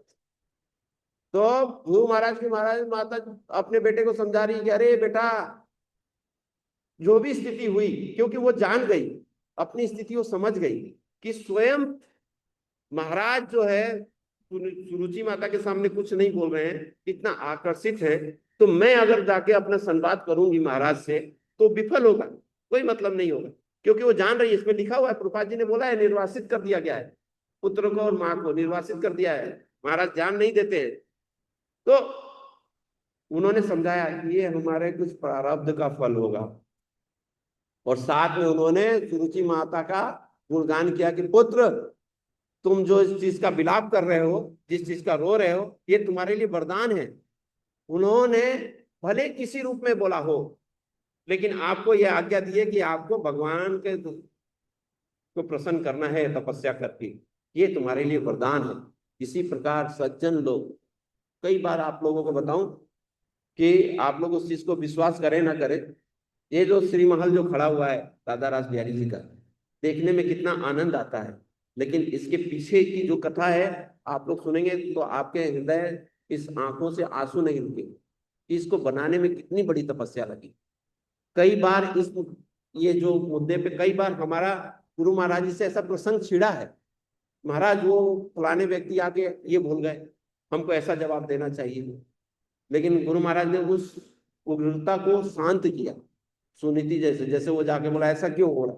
इस महल को भी, मतलब आप देख पा रहे हैं इतना बड़ा महल है, लेकिन इसके पीछे बहुत बहुत बड़ी तपस्या छुपी हुई है, सब बहुत बड़ी तपस्या छुपी हुई है। जाने वाला व्यक्ति जिसने कभी यहाँ एक अर्थ के रूप में 1 रुपया ना दिया हो, 10 मिनट बैठा ना हो, एक ईंट ना उठाई हो, तो छोड़िए, सिर्फ दर्शन करने जो आते हैं उनके मन में सुरुचि माता जी ऐसे विद्यमान होती हैं कि यहाँ के नियम बताने पे वो दंड हो जाते हैं और उनको पता ही नहीं चलता वो किसको क्या बोल रहे हैं।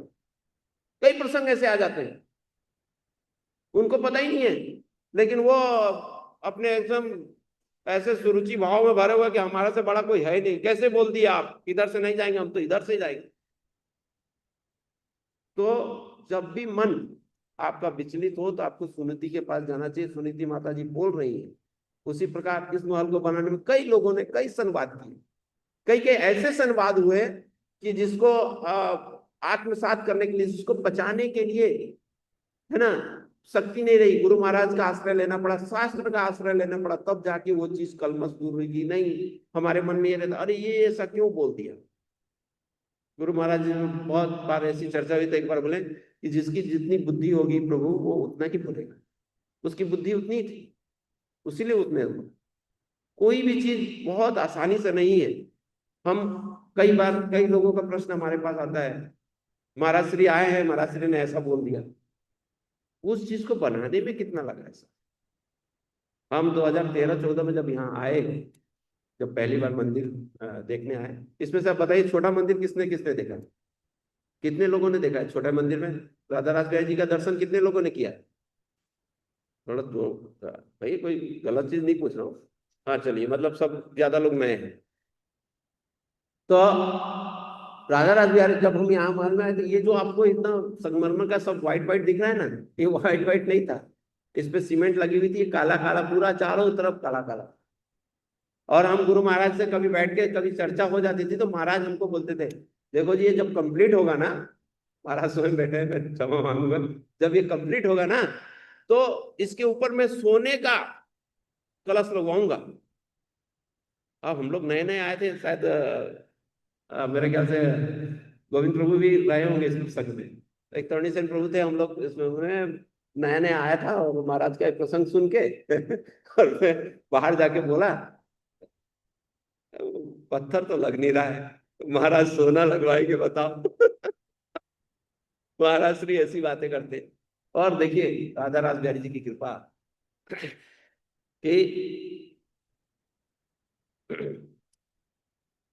कि ऐसी कृपा हुई कि वो सोना मैं जो है मैं अपने हाथों से, वो जो सोना था वो मैं अपने हाथों से खुद लिया, और खुद ही मैंने उसको पतला करवाया, खुद ही मैंने कुटवाया। क्या उस समय मेरा अभिमान था कि महाराज बोल रहे सोने का। वो फोटो मैंने संभाल के रखा, और जिस दिन मैं वो सोना लेने गया, मैं खुद गया स्वयं, जिसका मैंने एक बार परिभाषा ऐसे ही प्रयास कर दिया था कि अरे ये तो पत्थर लग नहीं रहा है। अरे महाराज सोने का कलश लगाने की बात कर रहे हैं, तो जो सोने के परत चढ़ाने के लिए जो सोना था वो मेरे ही हाथ में। जिन्होंने भी दान दिया उन्होंने बोला कि नहीं आप ही को जाना पड़ेगा, ये बहुत बड़ा कार्य है, इसको और सावधानी से नहीं कर सकते, सावधानी से कर सकते। महाराज उस दिन मेरे आंखों में जैसे आज थोड़ा सा भावुक हो रहा हूँ, उस दिन भी मेरे आंखों में ऐसे ही नम हो गया कि भगवान, हम कितना हम कितने अभिमानी हो जाते हैं, कितने अभिमानी हो जाते हैं। हम किसी को भी जज कर लेते हैं, कौन कितना क्या है। आज प्रमाण कर दिया आपने कि जिस समय मैंने बोला था कि महाराज बोल रहे अभी पत्थर नहीं लग रहा है और सोने का कलश चढ़ेगा, और आज सोना मेरे हाथ में। इसलिए हमको किसी भी बात में, किसी भी चीज में हमको ये सुरुचि माता को पीछे रखना पड़ेगा, अन्यथा हम जीवन में कभी आगे नहीं बढ़ सकते। मैं प्रत्यक्ष रूप से बात बता रहा हूँ।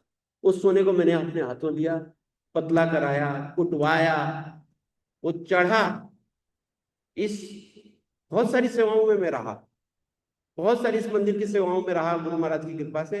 लेकिन जिस पे मैंने व्यंग किया था वो स्पेशली सेवा मेरे को मिली, और स्पेशल बोला गया महाराज जी के द्वारा नहीं, ठीक है महाराज जी के द्वारा बोला जाता तो समझ में आता। जबकि इस प्रसंग को आज मैं सबके सामने उद्धृत कर रहा हूँ कि मैंने ऐसा बोला था। कभी गुरु महाराज के सामने मैंने नहीं बोला, कभी भक्तों के सामने इस तरह से नहीं बोला। एक दो भक्त जो उस समय रहे होंगे वो जानते होंगे, जिन्होंने दिया उन्होंने स्पेशल फोन किया, प्रभु आप ही को देखना है ये चीज, और कोई नहीं देखेगा, स्पेशल आपको जाना है, तोलवाना है, करना है, सब कुछ करना है। तो मेरा आप सभी से निवेदन है, ये सुरुचि माता जी से जितना हम दूर रहेंगे ना उतना हमें, और जितना सुनीति माता जी के नजदीक रहेंगे उतना हम लोग अच्छे भक्ति में अपने जीवन में आ पाएंगे। तो सुनीति माता जी किस अवस्था में है, उनकी परिस्थिति देखिए। सबसे ज्यादा खतरनाक परिस्थिति औरत के जीवन में क्या आती है, जब उसका पति दूसरा शादी कर लेता। उसको शाब्दिक भाषा में सौत बोलते हैं, मतलब एक पुरुष की दो पत्नियां आपस में सौत होती है, मतलब उनका व्यवहार प्राय प्राय ज्यादा मधुर नहीं होता है, अधिकतर लड़ने वाला होता है। क्योंकि पहली वाली स्त्री सोचती है कि दूसरी स्त्री ने मेरे पति को छीन लिया मुझसे, मेरे अधिकार का हनन कर दिया। तो इस तरह जब सुनीति माता जी का ऐसा परस्पर उन लोग का सहयोग है कि दोनों सौत है, उसके बाद भी सुनीति माता जी अपने बालक को ये नहीं बोल रही कि लड़ो, ये बोल रही है कि आप जो है, जो सुरुचि माता जी बोली है वो आपके लिए वरदान है, आप इसको करो, क्योंकि ये हमारे प्रारब्ध में होगा। आज हमको जो कष्ट मिलता है वो आज की सेवा का थोड़ी मिलता है। आज जो हम भटकते हैं, कई बार हम भी भटक जाते हैं। हम इतने अच्छे व्यास आश्रम से बोल रहे हैं, गुरु की कृपा से बोल रहे हैं, कई बार आप लोग देखो कि हम लोग भी भटक जाते हैं। कई बार हमारे भी जो सुरुचि माता जी इतनी प्रबल हो जाती है कि हम भी छोड़ छाड़ के चले जाते हैं। कोई बोलता भी है प्रभु जी ये काम था, आप मंदिर आएंगे, नहीं नहीं नहीं, बहुत काम है, भरे घर में सो रहे हैं। क्योंकि वो सुरुचि माता जी इतना प्रबल हो जाती है कि हम अपने घर से ही नहीं निकलते, नहीं प्रभु जी मैं तो व्यस्त हूं, मैं नहीं आ पाऊंगा। तो बड़ा विचित्र स्थितियां हो जाती है। लेकिन सुनीति माता जी ने प्रहलाद महाराज को समझाया और स्वयं बोला कि आप इसके लिए आगे बढ़ो और आप जाओ। जब सुनीति माता जी से आदेश मिला, इस कथा को सूचित करते हैं क्योंकि समय हो गया है, 9:30 हो गया है, 10 बजे ही प्रसाद होता है, तो आधा घंटा और समय है, कुछ प्रश्न भी रहेंगे। तो सुनीति माता जी ने जो समझाया है ना प्रहलाद महाराज, ध्रुव महाराज जी को, वो प्रसंग हम भक्तों को सुनना चाहिए अगर भक्ति जीवन में आगे बढ़ना है। तो उन्होंने उसमें समझाया कि हम भक्तों को कभी ईर्षा नहीं करनी चाहिए, कभी ईर्षा नहीं। अपने माँ के प्रति तुम ईर्षा जो है उसको भुलाओ, वो भी माँ है, उसने जो आदेश दिया है वो आदेश सर्वोपरि है, उस आदेश को मानो और उससे ही आपकी सदगति होगी। आज के समय में कोई माताजी 5 वर्ष के बालक को घर से बाहर निकलने नहीं देते हैं, स्कूल हाथ पकड़ के छोड़ने जाते हैं, बस में सुरक्षित बैठाते फिर लेके आते हैं। वो माँ सुनीति माता जी कैसी हैं, कितना दृढ़ विश्वास है भगवान के ऊपर। हम क्यों डरते हैं? क्योंकि हमको विश्वास ही नहीं है। हम डरते क्यों? एक बार बड़ा सुंदर प्रसंग है। एक बार अभी कुछ दिनों के पहले की बात है कि कुछ ऐसे कार्य मंदिर में ऐसा कार्य हो रहे थे जो कि अविश्वसनीय है, मतलब वो हम परिकल्पना से नहीं सोच सकते कि हम ऐसा करेंगे।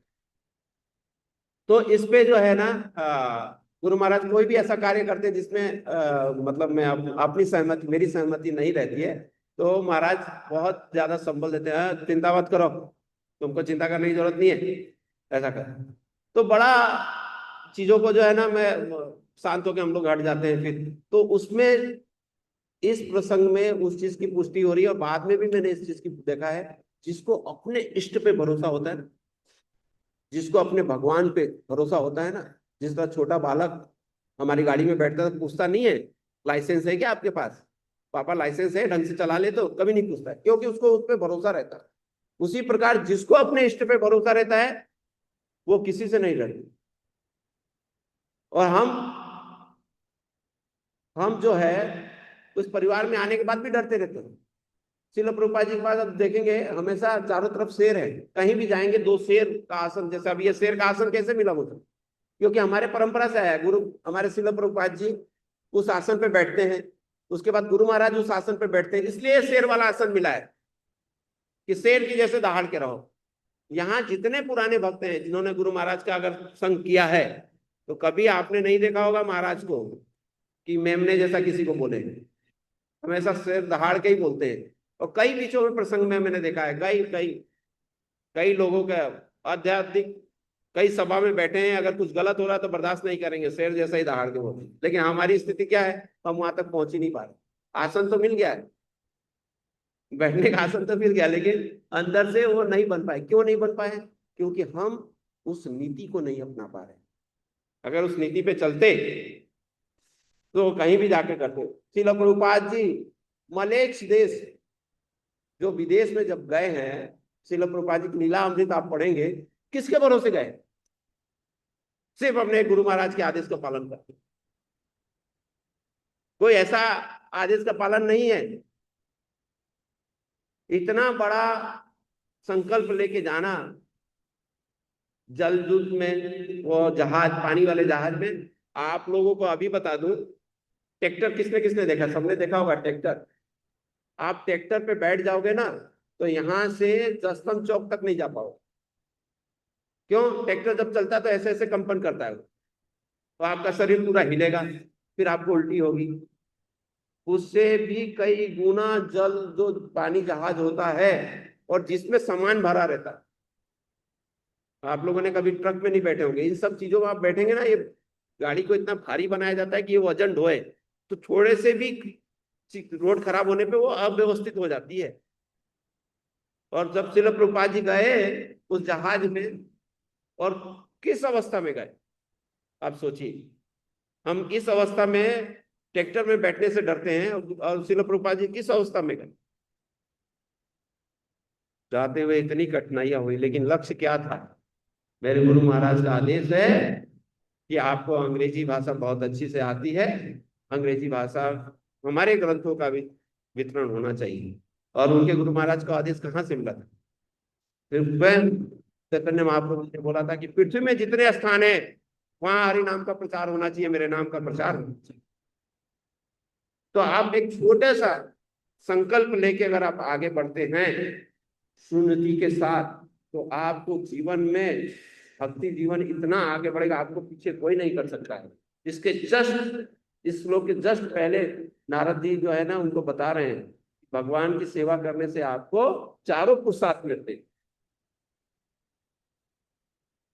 चारों पुरुषार्थ आपको मिलते जो इस भौतिक जीवन में चाहिए। आप ठाकुर जी की सेवा करेंगे तो सब कुछ पर्याप्त मात्रा में मिलेगा, कोई चीज की कमी नहीं होगी।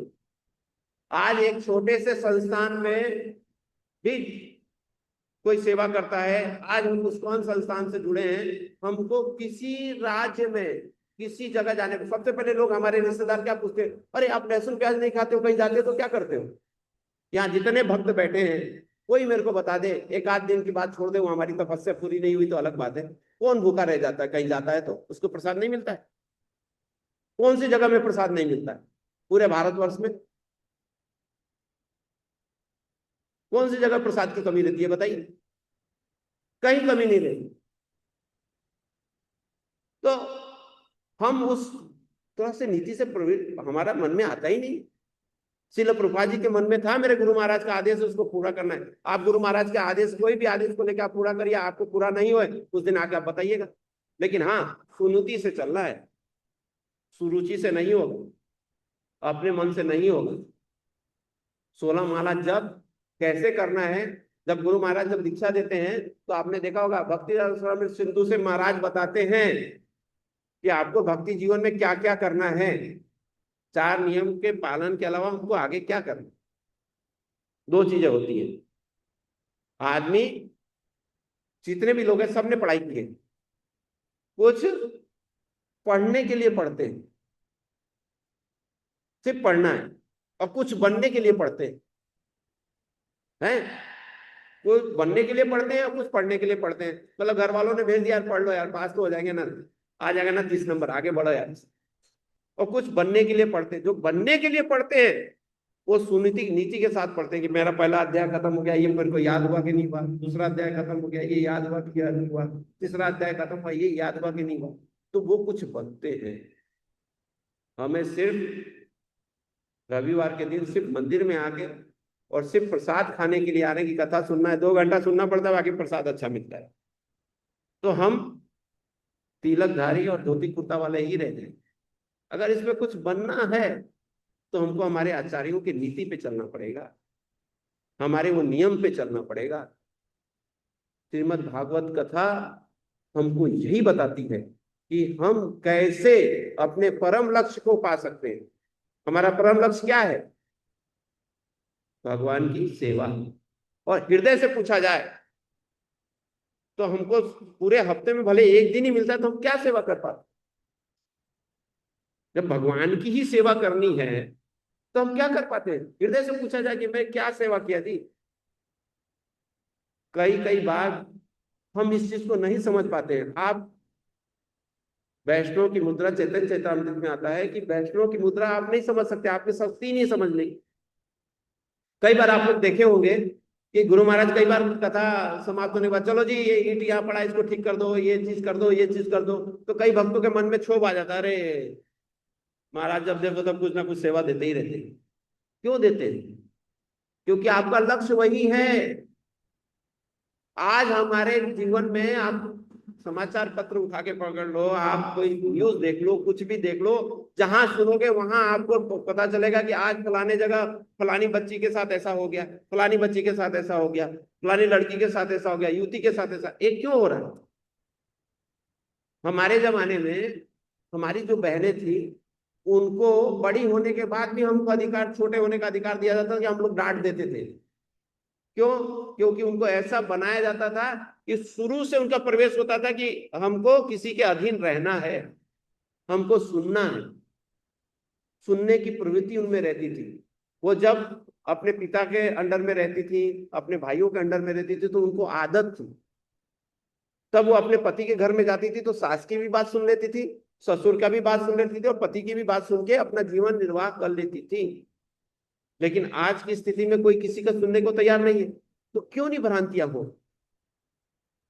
हम श्रीमद् भागवत गीता पढ़ लिए, श्रील प्रभुपाद जी ने बोला है प्रचार करना है जी, 4 श्लोक याद हो गए।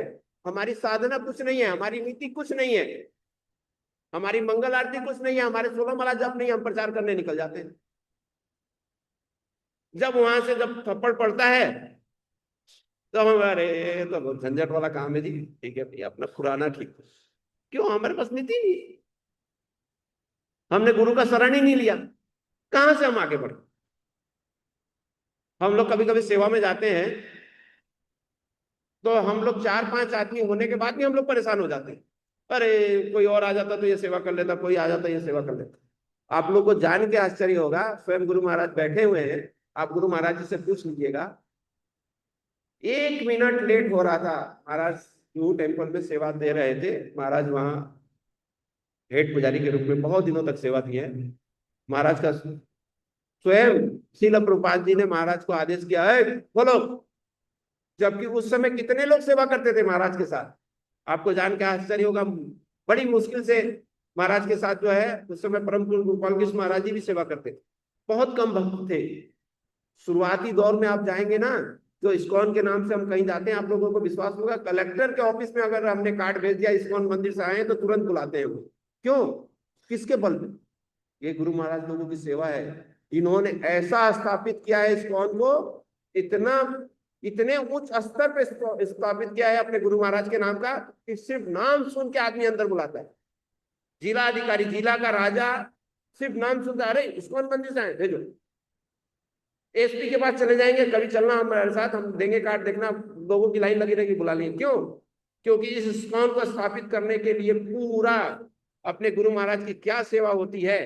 ये हमारा भाग्य है कि हम जो है महाराज का दर्शन कर पा रहे हैं। प्रभुपाद जी के शिष्यों से सीखिए, एक शब्द लेके वो लोग, जिस तरह हुआ गुरु महाराज अपने गुरु महाराज का शब्द लिए, उस तरह एक शब्द लेके गुरु महाराज लोग सेवा कर रहे हैं। आप लोग परम पूज्य जय पताका स्वामी महाराज जी के बारे में बहुत कम लोगों ने सुना होगा। शरीर का एक अंग नहीं बचा है, बदल गया है सब कुछ धीरे धीरे करके। जो मुख्य अंग होते, हाथ पैर सब है, जो मुख्य अंग होते हैं वो सब बदल गया। उसके बाद भी अपने गुरु महाराज का संकल्प लेके और इस धराधाम में है कि मंदिर बनाना है तो बनाना है। लोकनाथ महाराज जी, परम पूज्य लोकनाथ महाराज जी, कीर्तन सम्राट, पूरा चीजें छोड़ के अगे गुरु महाराज जी क्या नहीं कष्ट झेले इस 20-25 सालों में। लेकिन हाँ, महाराज श्रील प्रभुपाद जी का आदेश था कि जहां आपने जन्म लिया है और वहां अगर कृष्ण नाम का प्रचार नहीं है तो आपको करना है और वहां मंदिर बनाना है। आए, कौन सी फैक्ट्री लेके आए हैं, कौन सा प्रोडक्ट लेके आए हैं कि उसका चलन हो रहा है कि चलो भाई जियो आ गया तो जियो में लाखों लोग रिचार्ज कर रहे हैं और पैसा आ रहा है, उससे मंदिर बन गया? नहीं, सिर्फ गुरु महाराज के आदेश लेके आए हैं और उस आदेश का पालन कर रहे हैं और खुद पूरी गुरु परंपरा सहायता करी और आज इस महल में हम लोग बैठे हुए। तो हमें इस चीज का विचार करना चाहिए कि क्या इस कराल कलिकाल में ये सब संभव है, हो रहा है, आंखों से दिख रहा है। श्रील प्रभुपाद जी के लीलामृत पढ़िए, जिन जिन स्थानों का वर्णन है उन स्थानों पे जाके देखिए, कितना बढ़िया दिव्य है। वहां जहां किसी ने देखा ही नहीं था कि ये कृष्ण भगवान क्या होते हैं, वहां जाकर श्रील प्रभुपाद जी ने सबको, आज कई परंपरा के लोग, पूरा वृंदावन, पूरा भारत समाज श्रील प्रभुपाद जी के हर कथा में गुणगान करता है। ये एक संत ऐसे हुए जो हमारे देश के हुए, अपना रहा है। लेकिन वो भी समय था, गुरु महाराज से हमने सुना, वो भी समय था जब इस इस्कॉन का जो है अन्य संप्रदायों द्वारा बड़ा घृणा की जाती थी, इसको सम्मिलित करना उचित नहीं समझते थे कि मलेशिया देश के लोगों को जो है हरि नाम दे दिए हैं और ऐसा कर दिए हैं। तो गुरु आज तो इतनी सुलभता है, उसमें हम प्रचार नहीं कर पा रहे। गुरु महाराज लोग के समय इतनी विषम परिस्थिति होती थी जिसके आप अभी वो सोच भी नहीं सकते, ऐसी विषम परिस्थिति होती थी। आज हम जितने भक्त हैं ना, इससे कई गुना भक्त होते थे, लेकिन शाम को प्रसाद क्या बनेगा इसकी भी परिस्थिति बन जाती थी कि भक्तों को प्रसाद क्या खिलाया जाए। और ऐसे में गुरु महाराज लोग पुस्तक दे के, सब्जी वाले से सब्जी, फल वाले से फल, ऐसे लेके प्रचार किए हैं, तब जाके ये बृहद रूप हमको इस्कॉन का बृहद रूप देखने को मिल रहा है। तो हम अपनी कथा पे आते हैं और समाप्त करते हैं क्योंकि समय हो गया है। तो कभी भी परिस्थिति आगे पीछे हो तो हमको सुनीति के पास चलना चाहिए। सुनीति के पास हम जाएंगे तो हमको रास्ता प्रखर मिलेगा। और जैसे सुनीति के पास से हम आगे बढ़ेंगे तो उसके बाद इस प्रसंग में नारद ऋषि आते हैं, नारद महाराज आते हैं, वो गुरु के रूप में आके ध्रुव महाराज को ज्ञान देते हैं। पहले तो बोलते हैं, ये आप जान लीजिए, किसी गुरु के पास, चाहे किसी भी प्रमाणिक संस्था में, किसी भी अच्छे प्रमाणिक गुरु के पास जाएंगे तो सबसे पहले वो टेस्ट लेंगे।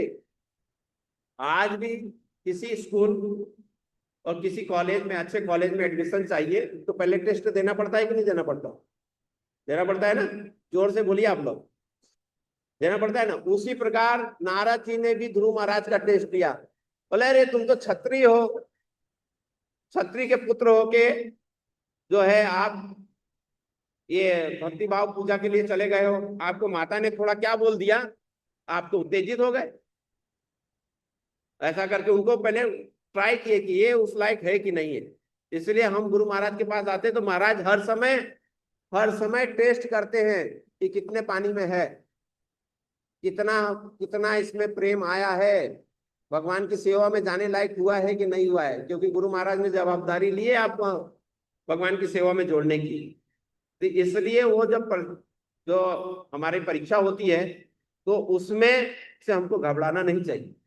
तो ध्रुव महाराज बोलते नहीं, माँ का आदेश है और मैं तो तपस्या करूंगा, श्री भगवान को पाऊंगा, क्योंकि मुझे अपने पिता के गोद में बैठना है। फिर जब वो ये बात सुन लेते हैं नारद महाराज, मैं इसको संक्षिप्त कर देता हूँ, तो फिर उनको ज्ञान देते हैं कि आप भगवान को पाओगे कैसे।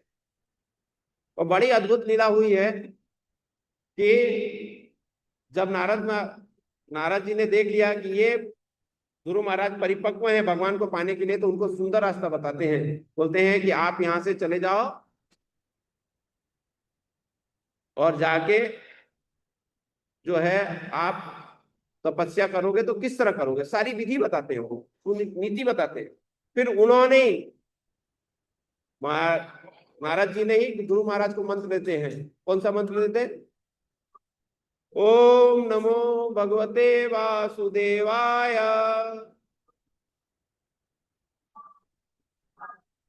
ये मंत्र देते हैं इसी। और ये मंत्र जो है ओमकार मंत्र है, प्रणव मंत्र है। तो इसमें विधि होती है, जैसे ही ओम लगते ही है ना, कोई भी मंत्र की विधि हो जाती है और इसको विधि पूर्वक जपना पड़ता है। लेकिन हमको कौन सा मंत्र मिला है? वहां कृष्णा हरे कृष्णा कृष्णा कृष्णा हरे हरे हरे राम। इसको इसको कौन सा मंत्र बोलते हैं? ये है महामंत्र। तो ध्रुव महाराज ओम नमो भगवते वासुदेवाय जप के भगवान को पाने वाले हैं। और हमको क्या मिला है? द बेस्ट महामंत्र, तो श्रेष्ठ मंत्र है ओम नमो भगवते वासुदेवाय, क्योंकि उसको ध्रुव महाराज जप सकते हैं, हम ध्रुव महाराज नहीं है। हमको ध्रुव महाराज बनने में बहुत समय है। इसलिए चैतन्य महाप्रभु जी ने एकदम सुलभ तरीके से, हमारी परंपरा में हमारे गुरुओं ने इतने सुलभ तरीके से मंत्र दिया है कि इसका जप करने से हमको भगवान प्राप्त हो जाएंगे। कौन सा मंत्र है? हरे कृष्णा कृष्णा राम राम। एक बार और थोड़ा जोर से होना, हरे कृष्णा हरे राम।